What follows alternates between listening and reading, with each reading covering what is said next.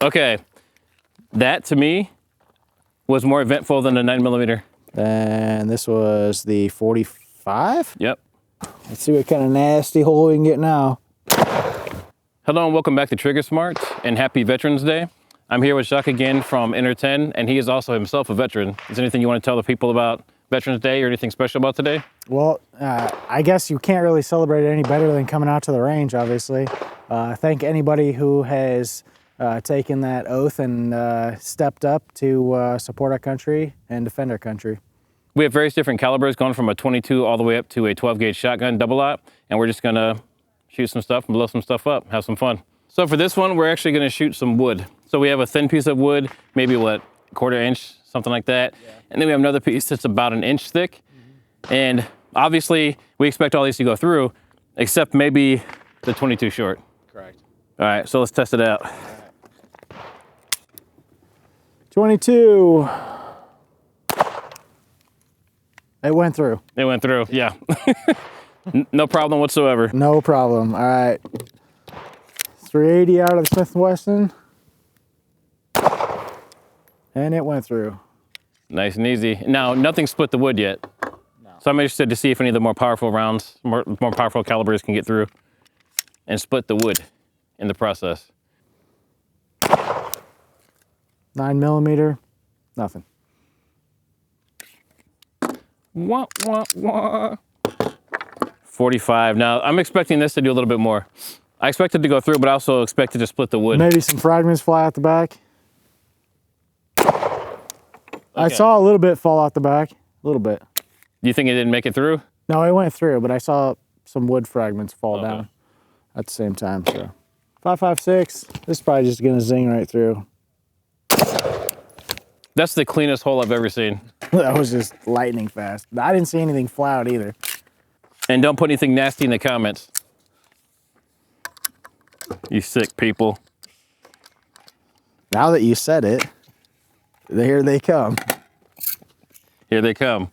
Oh, jeez. Now this is, again, 12 gauge, double-aught buck.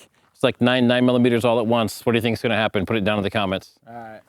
Let's see what kind of nasty hole we can get now. That is not what I expected. Now you expected it to split apart? Yes. Yeah? I bet the back is probably pretty nasty. Yeah, though. let's go look at the back. Because my first thought with this, seeing how all the power and everything blew up everything else you shot at, I totally expected that to do the same thing.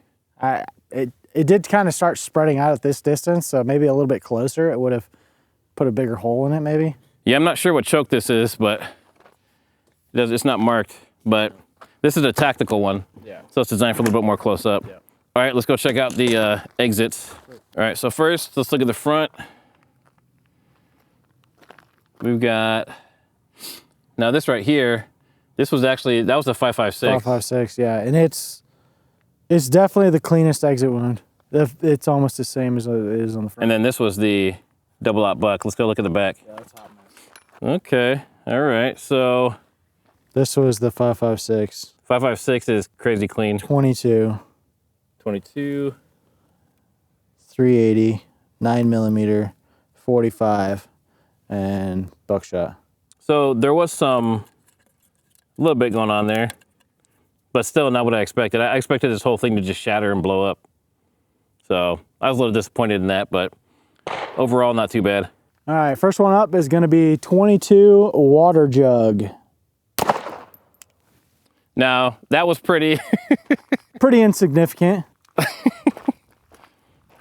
It almost pushed the water jug over. It was going so slow. All right, 9mm ball. All right, that's a little bit better. It actually moved, had a little bit of weight when it hit. Little bit. All right, we'll do a 45. This is definitely probably gonna be significant. So everyone says the 45 has some knockdown power. Let's see if it does. Oh, shit. Well, I would definitely say the 45 showed some knockdown power when it comes to water jugs. But now this next round is very controversial, right? Because people say the 380 doesn't have enough power to really do anything, right? They say it barely, and in most cases, it actually doesn't pass the FBI test. So let's test it out. Let's see how it does. Let's see.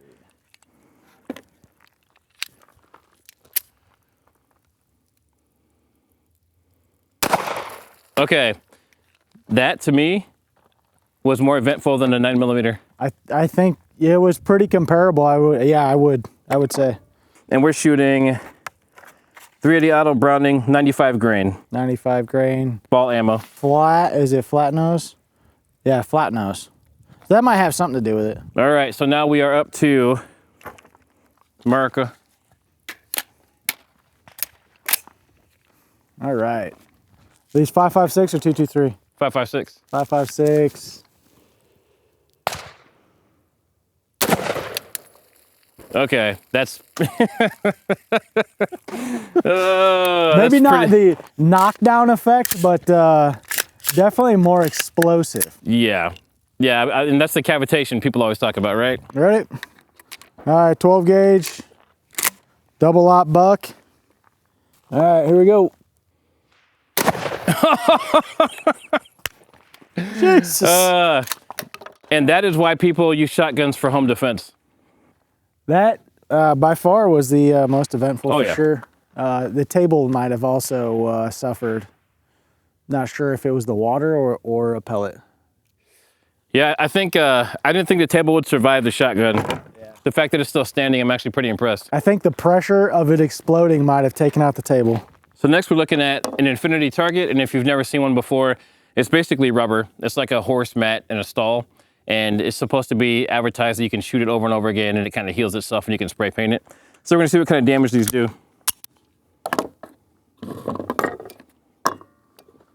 All right, 22. All right, what you would expect, right? Not too crazy. Impressive. Even locked back. All right, infamous 380. A little bit more power. You can see the splash from it. A little bit. Okay. 9mm. Now see, to me those are about the same. And I know there's technically more energy in a 9mm, but from the water exploding and from what we're seeing here, they look... They're very, very comparable. Yeah. For sure. Now 45 should just blow this thing up, right? In the movies, yes.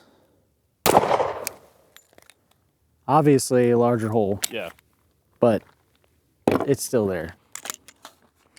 Now, a lot of people don't realize you can't actually shoot these infinity targets with a 5.56.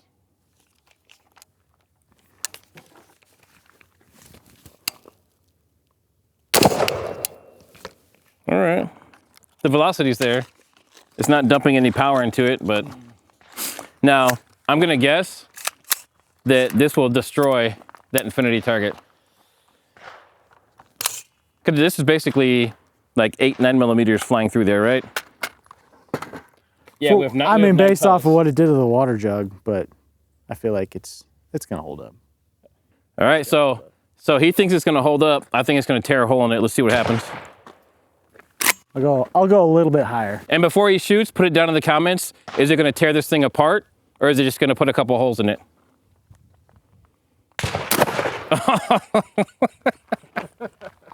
The wad bounced off of it. So so the wad came back, but so that's the equivalent of 9-9mm shots all at once. That's why shotguns are so great. Yeah, that was awesome. Now, if you could conceal carry that, that'd be a good day. 22 is gonna leave it on the table, I bet. I bet the 9mm rolls it off, 380 rolls it off, 5.56 blows the back out of it, 45 blows the back out of it, 12 gauge blows it to smithereens. You don't think you need to get knocked off the table? I think the only one that might stay would be the 22. All right, so here's the grand finale. All right, 22 versus cantaloupe. What I expected. Nice clean hole. Yeah, got a little split in the front. I bet the back's got a nice little hole out the back. Now, some people talk about like the 22 bouncing around people's brains and bouncing around the body and stuff. So I was half expecting that to like come out of the side or somewhere else, but I saw it hit the backstop. So. Yeah, I mean, I think it's just because of the mere fact that that's not bone. Yeah. Yeah. All right, what do we have next? 380? You got 380. Smith & Wesson Bodyguard 2.0. All right, let's see. Oh. I think we should do that one again. Yeah, that was a bad shot. A little bit off to the left. All right. 380. 380. Nice. Surprisingly, stayed on the table too. That I thought was gonna roll off. Now you can see the power as it spins. All right, next up, 9mm. 9mm. Glock 47. A little bit more energy.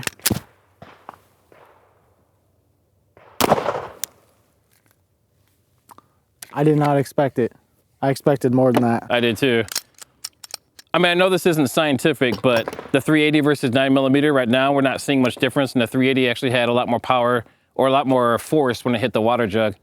I feel like maybe if we had some hollow points, running hollow points, we might see a little bit more. Running ball ammo, so we'll see.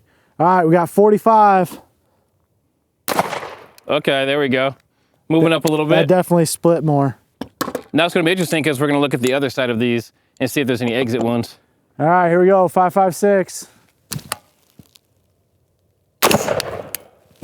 Okay, now you can actually see it. It rolled over a little bit. You can see there's an exit wound, but we'll look at that here in a second. All right, so on the 22, let's go ahead and do the shotgun, double aught buck. All right, double aught buck.